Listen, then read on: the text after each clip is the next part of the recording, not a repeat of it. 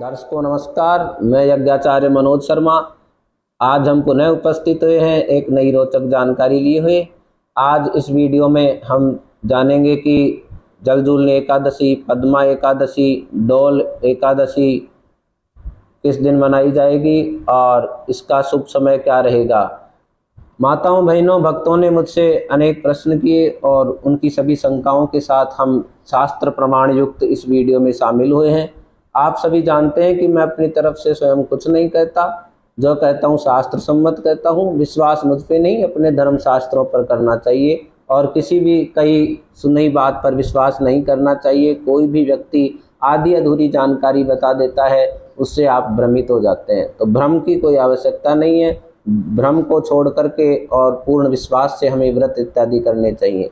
माताओं ने मुझसे प्रश्न किया कि इस बार भी गुरुजी जलजूलनी एकादशी के बारे में अनेक शंकाएं हैं। कोई कहता है 25 की करो, कोई कहता है 26 की करो। तो माताओं, मैं आपको बताऊं कि शास्त्र सम्मत जानकारी है वही महत्वपूर्ण होती है। व्रत दो प्रकार के हैं। एक पहले भी हमने हमारे वीडियोज में बताया हुआ है कि एक स्मार्त का है और एक वैष्णव संप्रदाय का है। वैष्णव संप्रदाय एक विशेष दीक्षा प्राप्त संप्रदाय होता है, उनके सिद्धांत अलग होते हैं। उनकी एकादशी जो है वो 26 तारीख की रहेगी और साधु सन्यासी इनकी भी 26 की रहती है।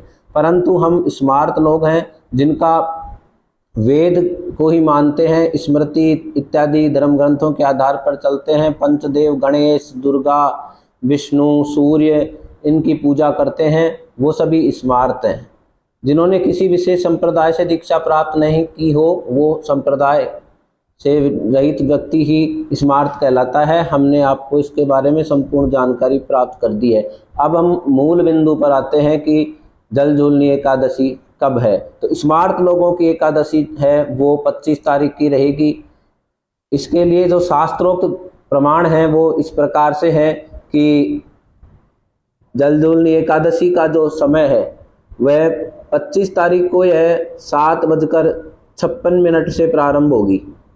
7:56 से पहले 10वीं तिथि रहेगी, अर्थात यह सूर्योदय के पश्चात प्रारंभ होगी और 26 तारीख को रात्रि 1:46 तक रहेगी। उसके बाद द्वादशी तिथि लग जाएगी, अर्थात एकादशी तिथि सूर्योदय को नहीं देख पा रही है, इसलिए एकादशी का क्षय हो रहा है। इस दिन क्षय होने के कारण शास्त्र में अलग ही सिद्धांत दिया हुआ है।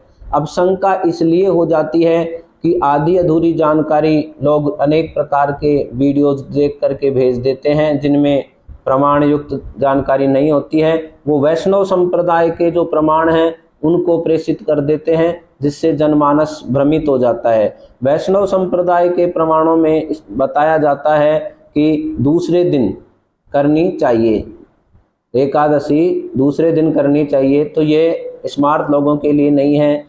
शास्त्रों में ये भी बताया है कि 10वीं विद्या एकादशी नहीं करनी चाहिए।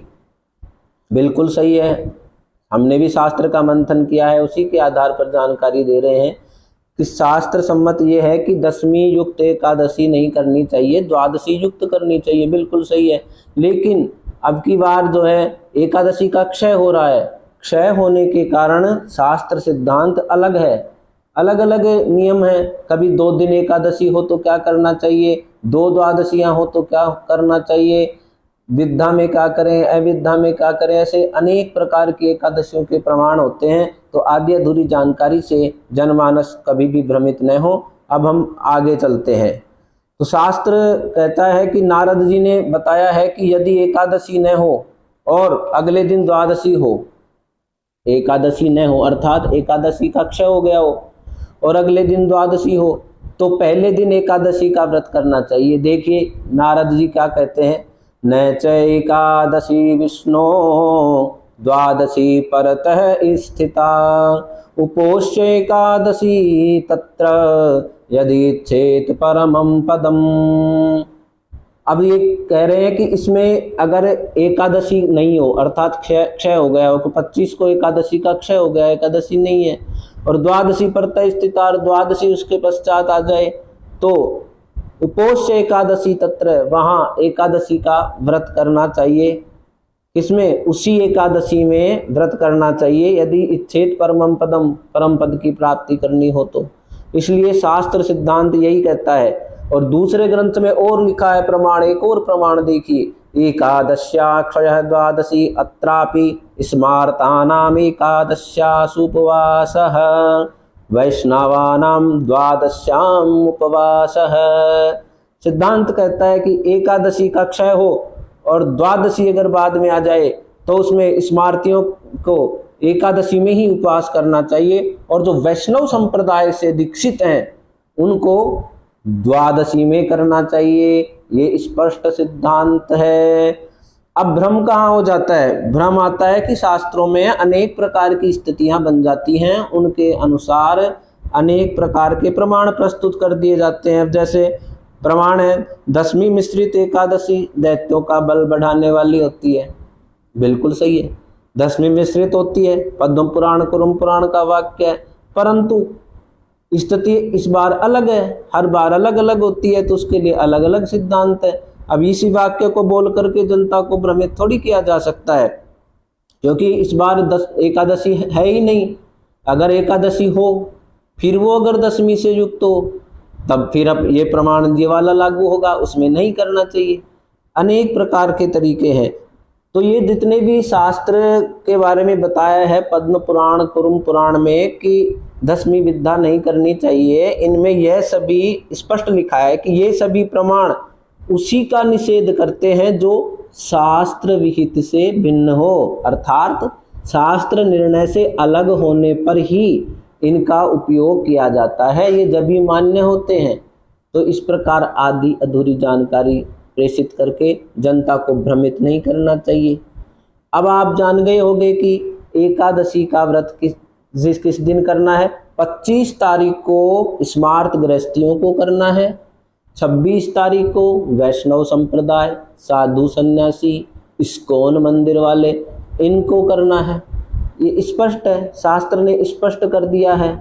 हमारे जो शास्त्र विहित कर्म हैं उनके सिद्धांत हैं, उनके अनुसार ही हमें चलना चाहिए। अगर ऐसी स्थिति अगर बन रही है तो उसी में कार्य करें। अब ऐसे एक ही चीज की रट लगाने लगी कि 10वीं विद्या को नहीं करना चाहिए, बिल्कुल सही है, 10वीं विद्या को नहीं करना चाहिए, लेकिन किन परिस्थितियों में नहीं करना चाहिए और किन परिस्थितियों में करना चाहिए, ये शास्त्र सिद्धांत निर्णायक होता है, यही निर्णय होता है। इसलिए पूरी जानकारी प्रस्तुत करनी चाहिए। अब पारणा है, हरिवासर में पारणा नहीं करना चाहिए। हरिवासर क्या होता है? हरिवासर होता है द्वादशी तिथि का प्रथम चतुर्थांश हरिवासर होता है। इस बार इसका अभाव है, ये नहीं है, इसलिए आप द्वादशी में सुबह पारणा कर सकते हैं, इसमें कोई दोष नहीं है, ये शास्त्रोक्त जानकारी है। उम्मीद करता हूँ कि आप इस परिवर्तनीय एकादशी डोल 11 जो भगवान को नौका विहार करवाया जाएगा, इस दिन सभी अपने आराध्य को जलाशयों पर ले जाते हैं और वहाँ नौका विहार करते हैं, वामन की कथा सुनाई जाती है, ये सभी कार्य वहाँ किए जाते हैं। इसे वामन भगवान की एकादशी भी कहते हैं, परिवर्तनीय एकादशी भी कहते हैं। मान्यता है कि इस दिन भगवान जो चतुर्मास में शयन किए हुए होते हैं अपनी करवट को बदलते हैं, करवट का परिवर्तन करते हैं, इसलिए इसका नाम परिवर्तनीय एकादशी पड़ गया। डोल 11 से डोले निकाले जाते हैं, अपने कंधों पर उठा करके डोला भगवान का निकाला जाता है। पद्मा एकादशी है, तो ये एकादशी श्रेष्ठ है। अतः इसे शास्त्र सम्मत शास्त्र निर्णय के अनुसार ही करना चाहिए, आदि अधूरी जानकारी से बचना चाहिए। तो उम्मीद है आप मेरी इस शास्त्र प्रमाण युक्त जानकारी से संतुष्ट हो गए होंगे। मिलेंगे अगले वीडियो में एक नई रोचक जानकारी लिए हुए। तब तक अगर आपको यह मेरा चैनल अच्छा लगता है, आप इससे संतुष्ट होते हैं, तो आप इसे अभी तक सब्सक्राइब नहीं किया है तो आप सब्सक्राइब करें।